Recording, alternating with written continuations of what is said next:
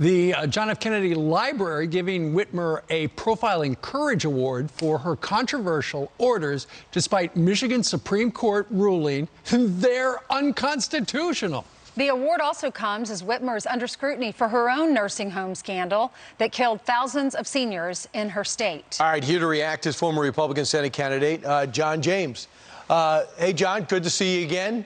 Hey, Brian, thanks for having me back on. How is this, from the outside perspective, I can't believe Caroline Kennedy and Schlossenberg, her husband, are making these grandiose statements about her performance. It seems ridiculous. How is it viewed on the inside? I actually understand that this is one of many awards that our governor has been winning recently. I heard that she's recently won 2 job creator jobs awards in Ohio and Indiana, and the #1 real estate developer in Florida. Look, the joking aside, this is a very serious matter. And when you talk about profiles and courage, people who will put themselves in harm's way to do the right thing versus a politician who maybe is under draconian orders that have sacrificed people's livelihoods and their lives. It looks politically motivated at worst and tone deaf at best. Well, maybe it's courageous, they feel, to lock people down when you don't have to. John, there's a very prominent family in Michigan, and I know you know them. I was talking to them a couple of days ago. They're down in Florida. They during the cold months, they're down there. They don't know when they're going to go back, if they're going to go back to Michigan, because Florida is wide open and Michigan is locked down.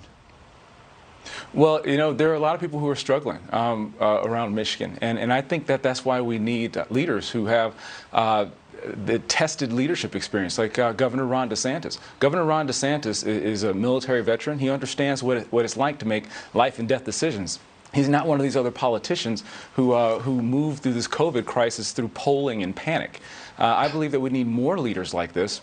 And I think that that's how you prevent these from happening. In fact, if you want a great recipient candidate for one of these personal courage awards, Governor Ron DeSantis would be on top of most people's lists, Democrat or Republican. He's even being acknowledged for his outstanding leadership and his results.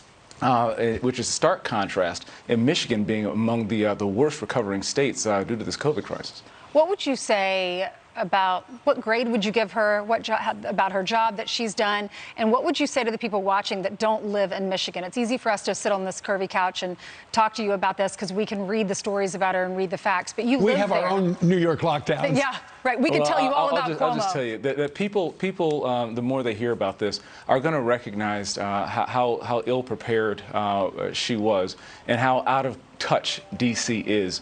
When you have people who, as a result of these orders that have not worked, were forced to say goodbye to their spouses of 50 years on Zoom and FaceTime.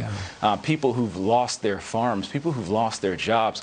I think they're going to look at this, and every time they're reminded, going into 2022, they're going to be reminded of job performance and that they deserve better. Yeah, meanwhile, she wanted to lock down again, but the legislature has forbidden it.